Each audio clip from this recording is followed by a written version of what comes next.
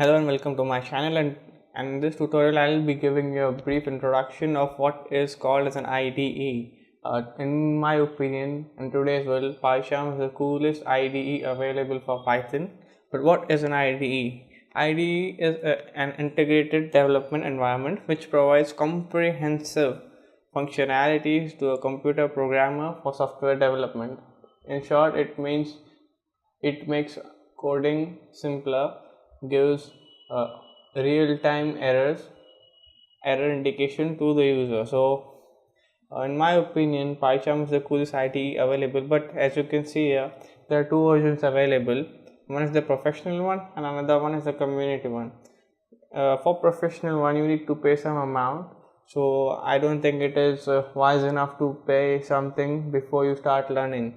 So I will recommend that you download the community version, which even I have been using for more than a year now. So it is pretty simple and straightforward to download. Just click on download here and it will start downloading it. It will take a few minutes depending on your internet connection. The file may be something around 208 MB once it is downloaded. So I've already downloaded it and I'll directly go to the downloads folder. You can pause the video here until it gets downloaded. Okay, so I hope you have already downloaded the file, and this is the file that I have downloaded here. It is a 2017 version, but I guess you will be having the 2018 version. There is no difference between both of these. The coding style and the functionalities are pretty simple and straightforward. So you just have to double click here and it will start the installation. So once it finishes installation, there will be a shortcut on the desktop, JetBrains PyCharm Community Edition. Double click on it after the installation and it will show you a pop-up. So I'll have to wait a few seconds until it starts loading. Few seconds. Yeah, so it will show pop-ups like this. These are my already existing projects. There will be something like create new project here. You have to click here in order to start a new project. Click here and select the location where you want to start the project. Okay, so I'm making Python tutorial, so I just selected my location and I'll name the file as Python tutorial RILS. Okay, so once you selected the location of the file, you need to open this drop down. By default, the tick will be on the new environment using virtual environment, but currently this is slightly a complicated topic and I'll be making something about it later on.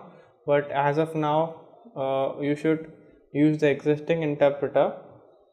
I'm sure you will be having the Python version of 3.6, but I have many versions installed on my system and I have been using 3.5 for most of the time, but I'm sure you guys have the version 3.6, so you can select whichever you want and then click on create and it will take some time to scan the index. I have many packages and libraries installed on my system, so it will take a few minutes. I will scan the installed packages. It will take a few seconds here. Okay, so now it is done. You can see here, right adjacent to project, you can see the file name which we created, Python tutorials. Just right click here and go on new and a Python file, and you can name the file. I'll name it as hello world. Okay, yeah, so this is where you write your code. So I'll give you a brief idea about how to write the code and how to execute the code. So first I'll write a simple print statement. Print hello world. Okay, so now I've written the code here. Now in order to execute it, the code, you need to simultaneously press Control Shift and F10. Control Shift and F10 simultaneously, and it will show you an output right here, which is hello world. So now what if you want to if the user wants to give it his own input here?